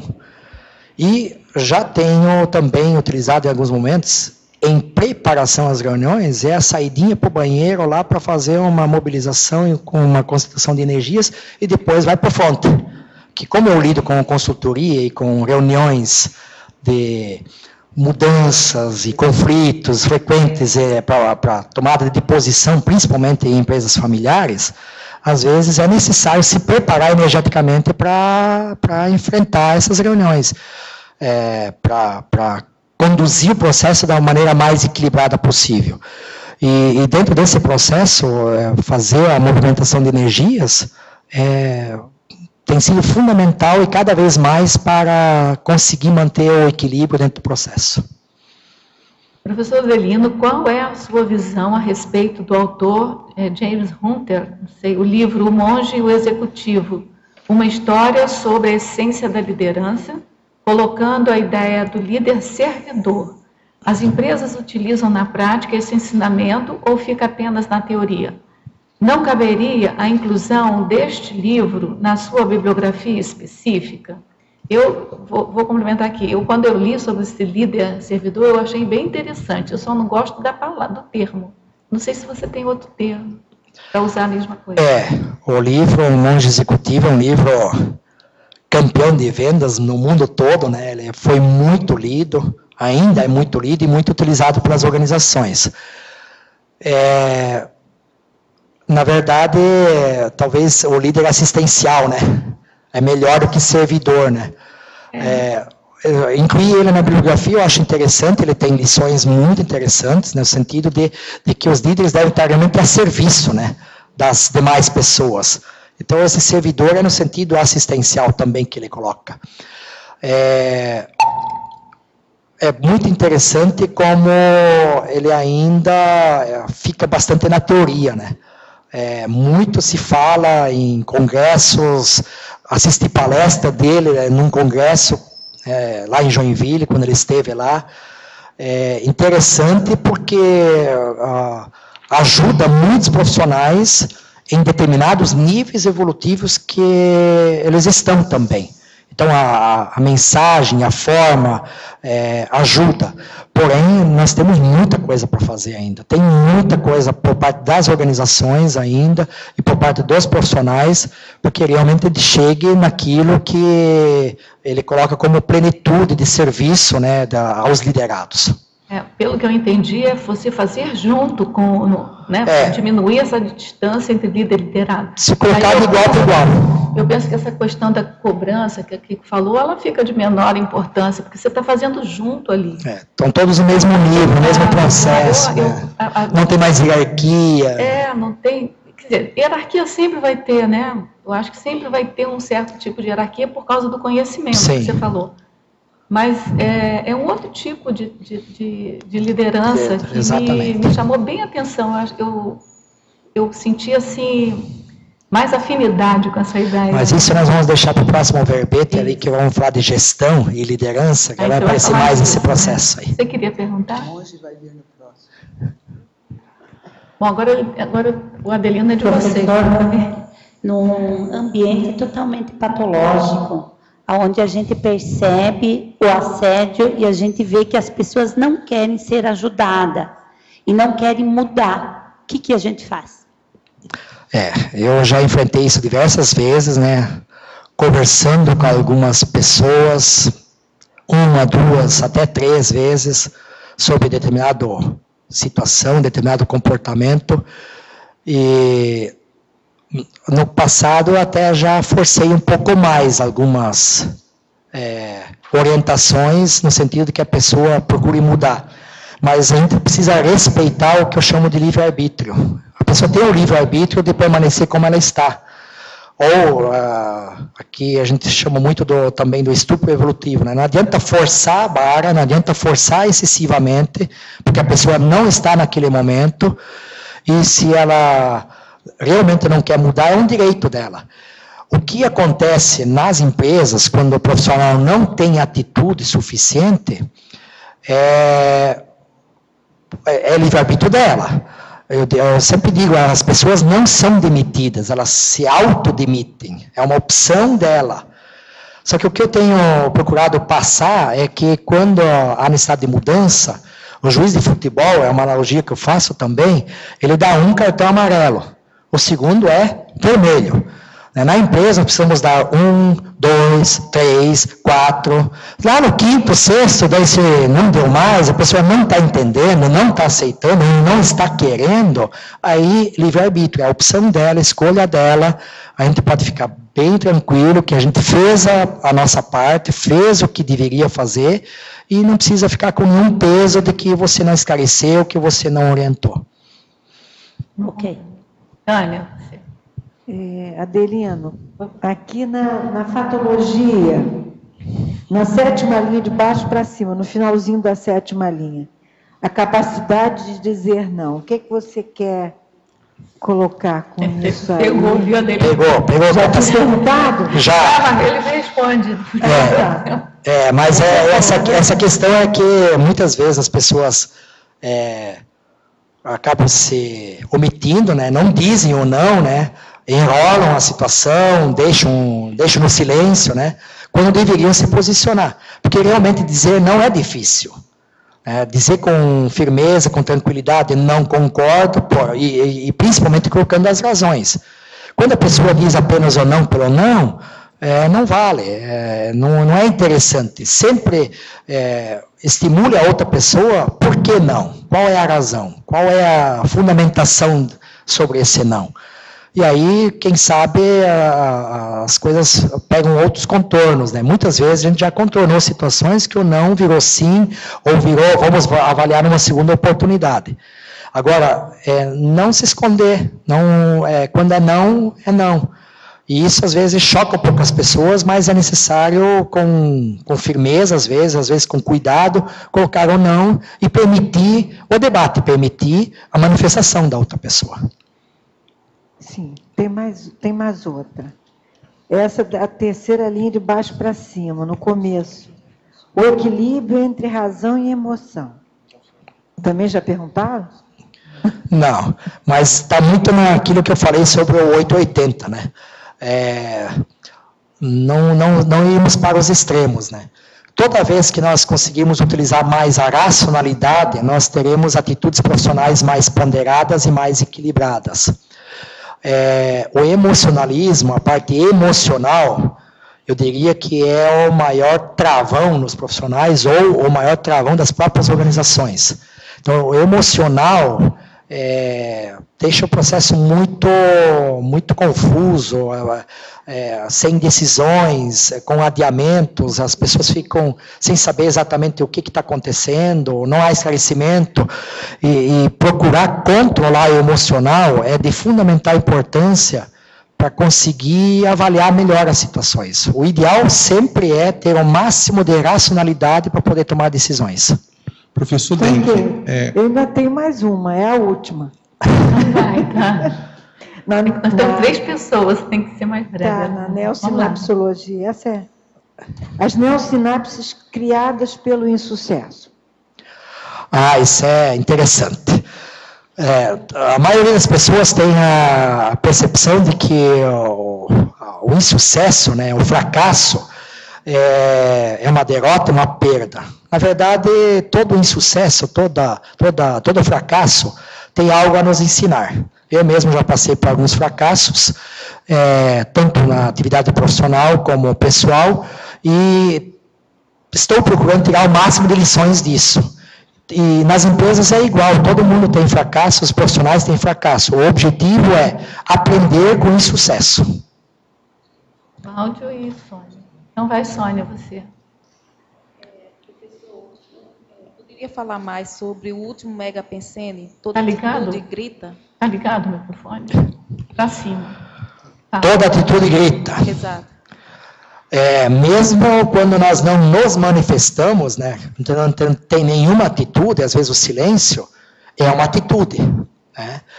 E toda atitude, toda manifestação que nós temos profissionalmente, ou mesmo pessoalmente, sinaliza algo. Então, o que o Mega Pensene aí transmite para nós, que às vezes a nossa manifestação não é nem falada, é uma manifestação, é uma atitude tomada perante outras pessoas, mas é como que se tivéssemos gritado o que nós estamos pensando, o que nós estamos querendo fazer. Né? Às vezes a pessoa não precisa nem falar, só o gesto, a forma como ela se expressa, ela já gritou para o ambiente o que ela pensa. Então tem que... a cor, né, a atenção, né, a gesticulação, né, então tem que prestar muita atenção nisso. Professor Denk, com certeza lá em São Bento do Sul, vocês já devem conhecer bem a questão do coaching e da mentoria.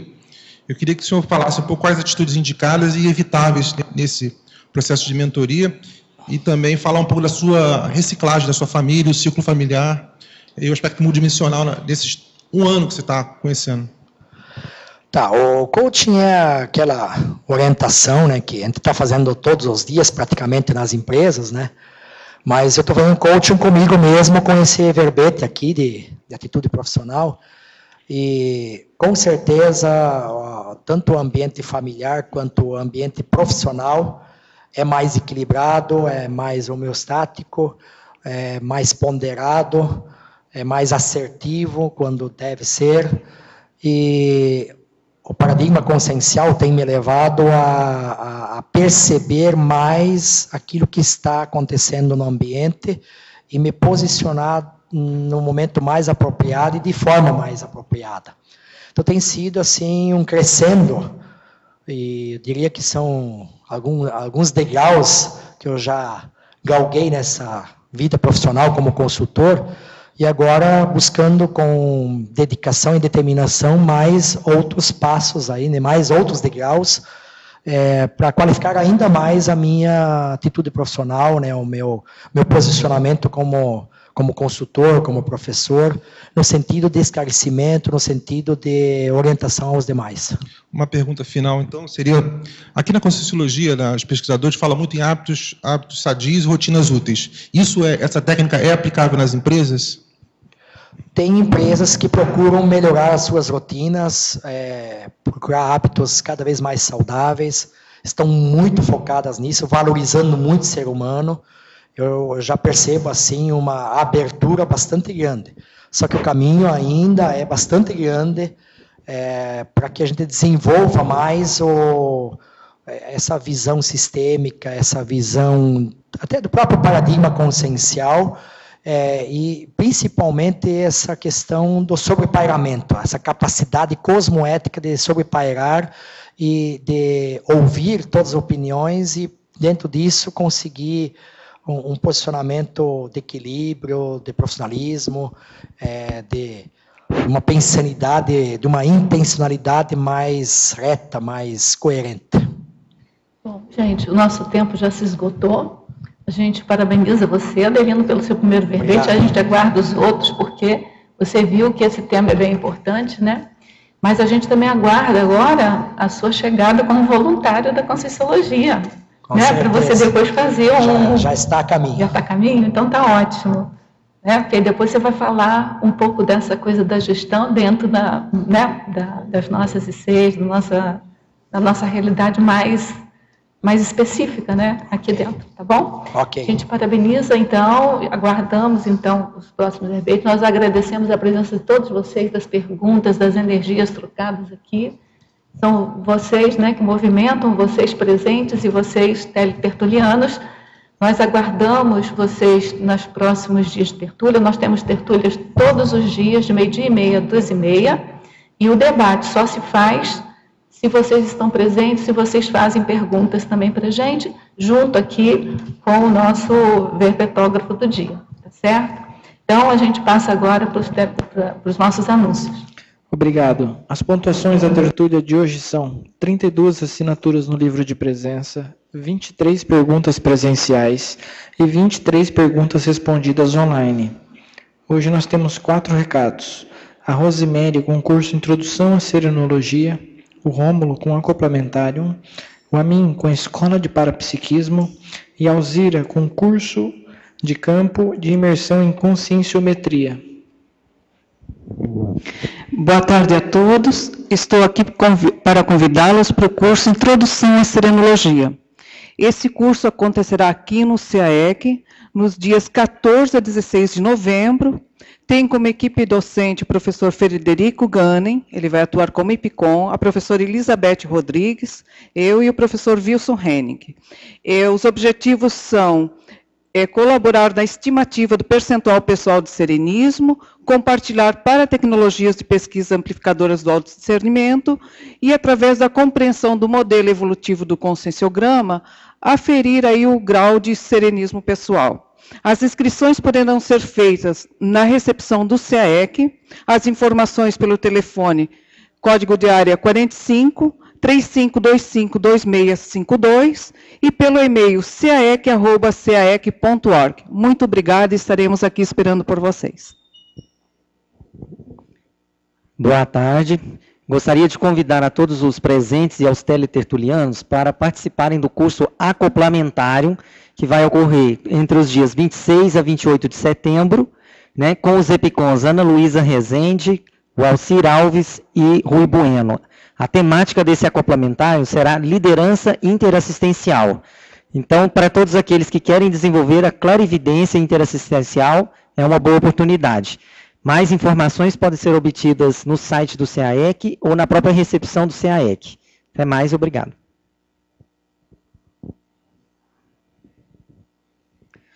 Boa tarde. O nosso convite é para a Escola de Parapsiquismo.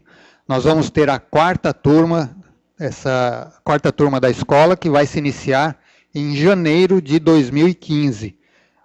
7 a 11 de janeiro de 2015. Essa modalidade da escola, ela é composta, ela tem a duração de 1 ano e é composta de 3 módulos presenciais que vão acontecer em janeiro, julho e depois janeiro de 2016. E entre esses módulos tem uma série de atividades, entre eles, que os alunos podem fazer na própria cidade onde estiverem. Esses módulos têm a duração de 5 dias cada um e são presenciais. Eles são feitos aqui no CAEC mesmo. E a escola se utiliza de uma metodologia que usa o conceito de competência parapsíquica. É um conceito que foi adaptado da pedagogia para a parapedagogia. E os resultados, na experiência que nós tivemos com as 3 turmas, têm sido muito positivos. Então, quem tiver interesse, nós temos 2 pacotes. Esses pacotes incluem acoplamentário, laboratórios, dependendo aí da quantidade. E quem quiser mais informações, é só entrar em contato com a recepção do CAEC. O telefone é 45 3525 2652. Obrigado. Olá, pessoal. Boa tarde. Gostaria de convidá-los para o curso Imersão e Conscienciometria. É um curso inédito, sem pré-requisitos, que acontecerá no dia 7, 8 e 9 de novembro de 2014, aqui em Foz do Iguaçu. Cada pessoa inscrita nesse curso receberá um livro conscienciograma autografado pelo autor Valdo Vieira. Esse curso também compõe com 2 campos autoconscienciométricos, sábado de manhã e domingo de manhã, e 3 oficinas de conscienciometria. A primeira oficina é para a pessoa identificar os traços, trafor, trafar e trafal. O segundo é o confor holossomático, a pessoa identificar quais os trafores, trafares do holossoma. E o terceiro é a homeostática pelo autodiagnóstico. Ou seja, vai ser um curso de campo onde tem 3 oficinas conscienciométricas. Então, é um curso onde você vai aprofundar na sua intraconsciencialidade. Vai identificar os seus traços conscienciais. Os epicons desse curso serão Luiz Gonçalves, Moacir Gonçalves, Lilian Zolé e Everaldo Bergonzini. As informações podem ser feitas na loja virtual da Consus, www.consus.org.br, ou no telefone 45 2102 1460. Muito obrigada.